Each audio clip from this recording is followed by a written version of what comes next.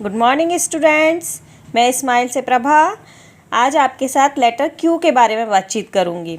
बच्चों, letter Q letter P के बाद आता है और इसे कैपिटल क्यू हम इस तरीके से बनाते हैं, ऐसे ऐसे यूँ, और स्मॉल क्यू इस तरीके से। ठीक है, अब हम इसकी पहचान करते हैं।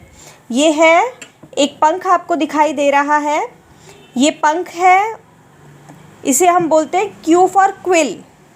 तो ये पंख भी है और इससे पहले के ज़माने में इस तरीके के पंख से कलम बना करके लिखने का काम भी किया जाता था। तो क्विल माने पंख भी होता है और कलम वाली लेखनी भी होती है, क्यू फॉर क्विल।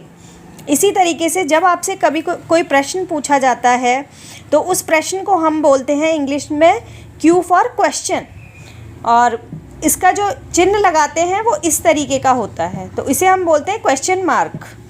अब आपको ये बतख दिखाई दे रही है, ये जो बतख बोलती है, बतख की जो आवाज़ होती है वो होती है क्वैक क्वैक, और वो जो आवाज़ है वो क्यू से शुरू होती है, क्यू फॉर क्वैक क्वैक। इसी तरीके से ये आपको एक गोला दिखाई दे रहा है, इसके हमने 4 हिस्से किए हुए हैं।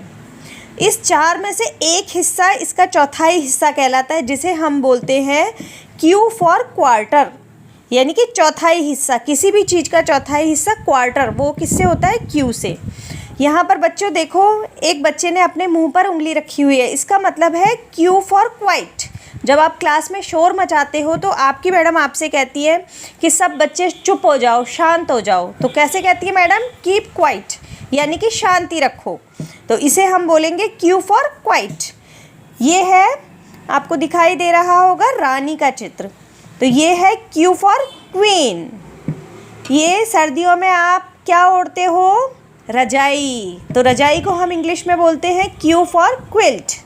हम एक बार फिर से रिपीट करते हैं, क्यू फॉर क्विल, जिसे लेखनी या कलम या पंख कहते हैं। क्यू फॉर क्वेश्चन मार्क या question, Q for quack, Q for quarter, Q for quite, Q for queen, Q for quilt. अब बच्चों यहाँ पर आपको कैपिटल क्यू और स्मॉल क्यू लिख करके देखना है, इसको बनाना है कि किस तरीके से हमें इन्हें लिखेंगे। अब इसे कैसे बनाना है? इस तरीके से, ऐसे ऐसे यूँ, और स्मॉल क्यू इस तरीके से।